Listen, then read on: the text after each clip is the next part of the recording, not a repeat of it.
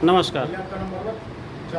आप press club में आज किस मुद्दे को लेकर के आए हुए हैं, हमारे दर्शकों को बताने का कष्ट करें। और प्रेस क्लब में कहीं न कहीं उत्पीड़ित व्यक्ति आता है, आपकी क्या व्यथा है, इस चैनल मार्ग से दर्शकों को बताने का कष्ट करें। मैं बताने मतलब 13 तारीख की ये भी हमारे पिताजी की हत्या हो गई थी और हम इंसाफ के लिए दर भटकते रहे। मैं भी भटका, मेरे पिताजी भी भटकते रहे, सबसे मिलते जुलते रहे, सबसे कहते सुनते रहे, लेकिन उस पर किसी ने ध्यान नहीं दिया। किसी प्रकार की कोई सही समय पे कार्रवाई नहीं की गई, जिसका देन है कि हमारे पिताजी आज इस दुनिया में नहीं। और रामेश्वर दुबे ने कहा था, डंके के चोट पे बोला था मारेंगे तो मारेंगे, पूरा आइडियो है सब कुछ, लेकिन शासन प्रशासन बिल्कुल मौन रहा, देखे रहे, क्योंकि यह लोग कहीं ना कहीं से रामेश्वर दुबे से दबे हैं। क्या बात को लेकर के आपके पिताजी और रामेश्वर दुबे में खुन्नस रही? खुन्नस इस बात की हुई कि हमारे पिताजी ने गलत का साथ नहीं दिया। 150-200 पेड़ काट के गिरा दिया गया, 200 साल कुआं पाट दिया गया, किसी बूढ़ी महिला को मारा गया, बाइक उसका कुआं में फेंक दिया गया, उसके भतीजे को मारा गया। हमारे पिताजी साथ नहीं खड़े हुए, उन्होंने कहा कि गलत करोगे तो साथ नहीं है, सही करो मर मिट जाएंगे। इसी वजह से वो हमारे पिताजी से दूरी बनाना चालू कर दिया था और अब उनके हर काम में मेरे पिताजी बाधा डालना चालू कर दिए थे, चूँकि गलत नहीं बर्दाश्त करते थे।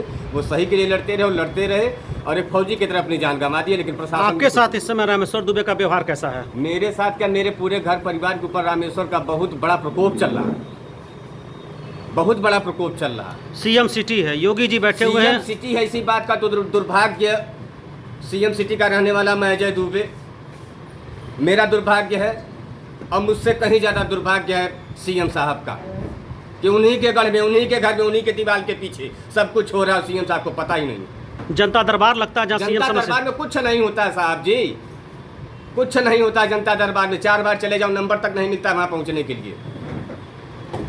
क्या होता है जनता दरबार में?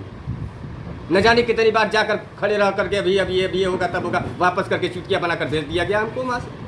आखिर रामेश्वर दुबे से इतना आप डर क्यों रहे हैं? मैं नहीं डर रहा हूँ, सिस्टम डर रहा है, भारत सरकार डर रही है साहब, उत्तर प्रदेश सरकार डर रही है, उत्तर प्रदेश प्रशासन डर रहा है, उत्तर प्रदेश का कानून व्यवस्था डर रहा है। मैं नहीं डर रहा हूँ, मैं तो सामने खड़ा हूँ। सीएम साहब का बुलडोजर जो गरीबों पर जुर्म करता है उसके ऊपर तेजी चलता है। नहीं, सीएम साहब का बुलडोजर ऐसे नहीं चलता है। जो लोग बढ़िया माफिया होते हैं उन पर नहीं चल रहा है। आखिर सारे माफिया के ऊपर बुलडोजर चला, खाली रामेश्वर का ऐसा क्या डर है कि कोई नहीं जाता? मैं जब थाने गया, ये अपने ये कौन है, ये देखिए इनका क्या नाम, SHO साहब, बिना हमसे कोई बात किए, शक्ल देखे, हाँ क्या काम, हमने अपना पता है, बोले ठीक है चलो मैं तुम्हारे घर आकर मिलूंगा। एक बार नहीं 2 बार हुआ, लेकिन मेरे घर भी नहीं गए, मेरी बात भी नहीं सुने। कौन सा थाना है आपका? गोला थाना है। तारीख सहित वहाँ का कैमरा रिकॉर्ड करके चेक करवा लिया जाए, अगर मैं झूठ बोल रहा हूँ तो। 8 महीने से चिल्ला रहा हूँ यह बात मैं। आखिर रामेश्वर दुबे पर इतना धन कहाँ से आता है इस तरह तो यहाँ पे ये बढ़िया लिपापोती किया, ये भी बढ़िया से दबाव में रहा भाई साहब। 4 सीट की लिपापोती कर दिया इन्होंने, किसी चीज़ पर सही समय से कार्रवाई नहीं की गई। डर और प्रभावी बने रहे। पोस्टमार्टम रिपोर्ट को मतलब पूरा गलत करने का कोशिश किया गया, अपने गुर्गों के साथ में मिलकर, अपने जान पहचान लोगों के साथ में मिलकर इन्होंने किया, करवाया गया और हुआ। सत्य कहाँ रहा हमको आप बताइए।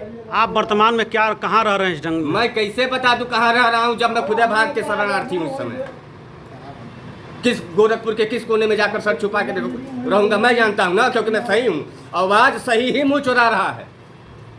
सत्यमेव जयते हार जाएगा, सत्यमेव जयते जीत जाएगा। इसी मंशे पे गोला पुलिस काम कर रही है, हमारा सिस्टम काम कर रहा है, क्योंकि रामेश्वर दुबे की इजाजत है सिस्टम की।